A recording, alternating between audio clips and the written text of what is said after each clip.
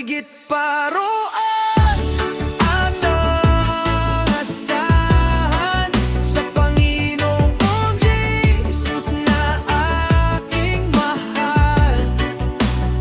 Hindi lang ginhawa, hindi lang kaginhawaan, kundi buhay na di suntok sa buwan, buhay na walang hanggan. Tiyak at tunay, sa kaniyang pangako ako sumasabay. Kung ako'y sabik sa dulo ng landas, kung inaasam ko ang hantungan ng lakad, kung ang nais ko'y sa piling niya magwakas, dapat ko ring tiyakin ang aking pag-asa. Hindi bara-bara, hindi bahala na, hindi tsamba lang o chismis na usap. Kailangang kilala kung sino ang tapat, kung sino ang nagsabi at hindi na umatras. Pero higit pa roon ang aasahan sa Panginoong Jesus na aking mahal.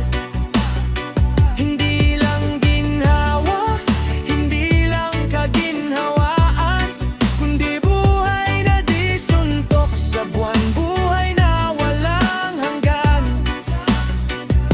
Tiyak at tunay, sa kaniyang pangako ako sumasabay. Kung ang sinuma'y umaasang tunay sa buhay na walang hanggan na aray, dapat na suriin, dapat na malaman kung kanino ba talaga nakalaan.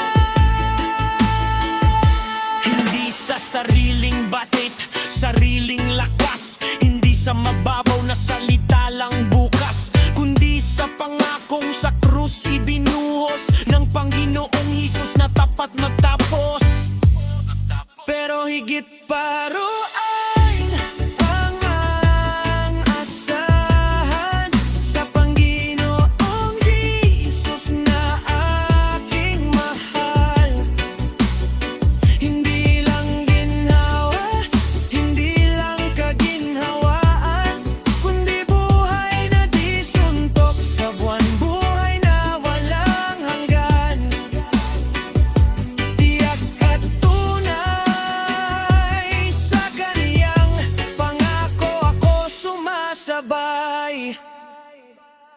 Pagkain sa hapag, may kanin, may asin, may bubong sa gabi, may kumot na lambing, may damit sa araw ng init at lamig. May guro, may aklat, may aral na mahimbing, maayos na tibok ng puso at hinga, ligtas sa bagyo, sa apoy, sa baha. Lahat ng ito sa puso ko malinaw, biyaya ng Panginoong mahal kong tunay. Pero higit pa roon ang aasahan sa Panginoong Jesus na aking mahal. Hindi lang ginhawa, hindi lang kaginhawaan, kundi buhay na di suntok sa buwan, buhay na walang hanggan.